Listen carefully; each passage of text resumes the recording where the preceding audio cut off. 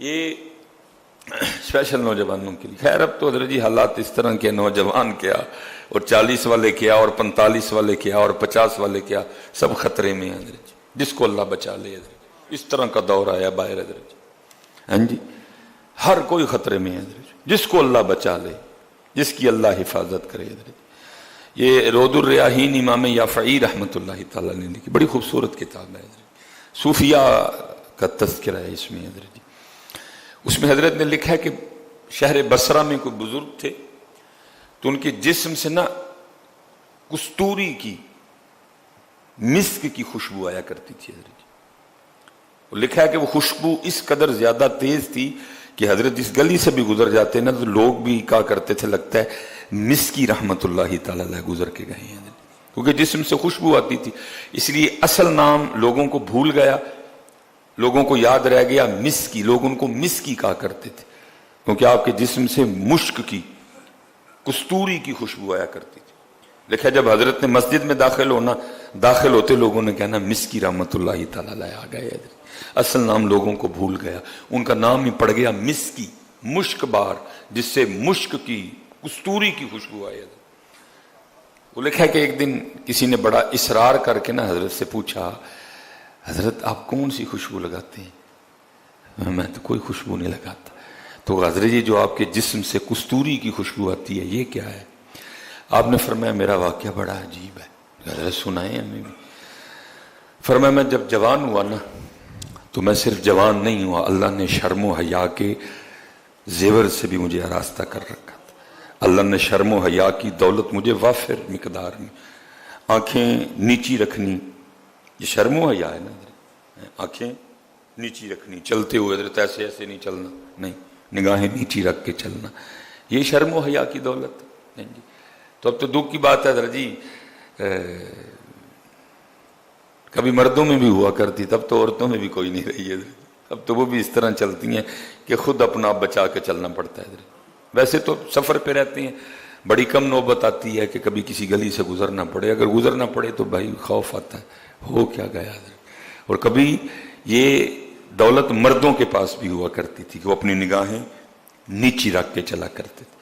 مسکی رحمت اللہ تعالی کہتے ہیں والد صاحب بھی صالح تھے اور ان کا نیک ہونا مجھ پہ بھی اثر انداز ہوا. ظاہر ہے جی بے نماز کا بچہ بے نماز ہی ہوگا نا، ٹھیک ہے جی، اکثر و بیشتر. اور جو نمازی ہے اکثر و بیشتر اس کا بچہ بھی نمازی ہوگا، کیونکہ اس کو فکر ہوگی کہ بھائی میں اپنے بچے کو بھی نماز کے لیے کہوں. جو خود قرآن پاک کی تلاوت کرنے والا ہے اس کے بچے بھی کریں گے آگے سے.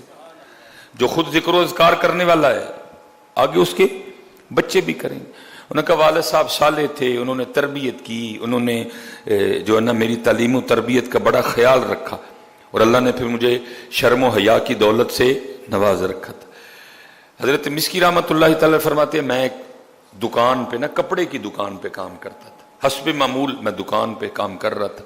ایک بڑھی آئی اور اس نے آ کے نا کچھ کپڑے پسند کیے، اور پسند کر کے نا میری طرف اشارہ کر کے کہتی ہے کہ آپ اس طرح کریں کہ اس نوجوان کو میرے ساتھ بھیجیں، میری مالکن نے جو جو کپڑے اس میں سے رکھنے ہوں گے نا وہ رکھ لے گی، اور جو نہیں رکھنے ہوں گے وہ واپس بھیج دے گی، اور جو رکھے ہوں گے ساتھ ان کی قیمت بھی اس بچے کے ہاتھ بھیج دے گی.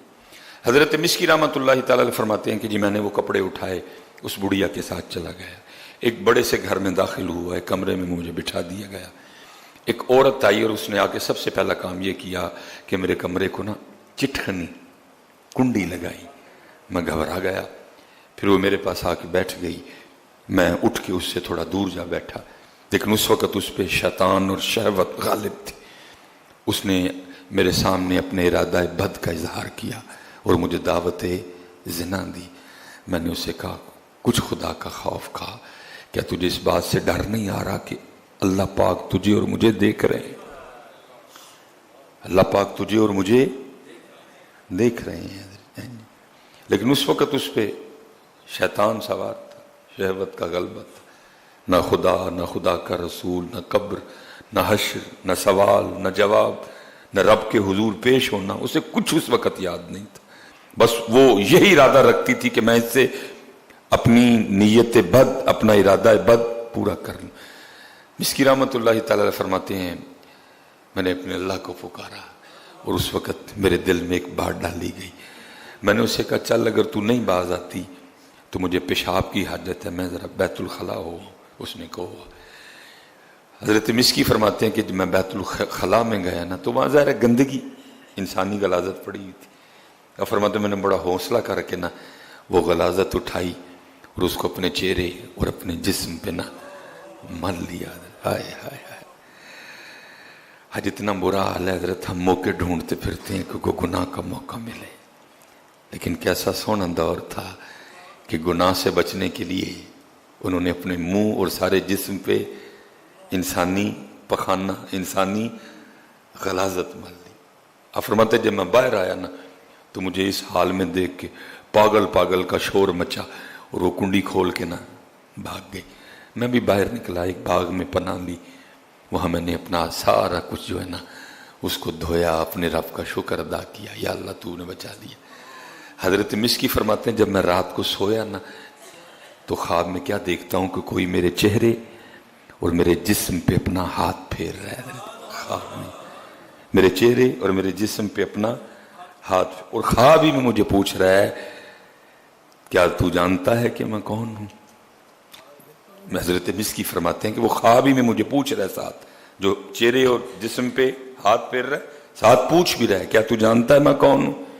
اب فرماتے ہیں میں نے تو سوال کا جواب نہیں دیا، خود سوال کر کے خود ہی جواب دیتے ہیں.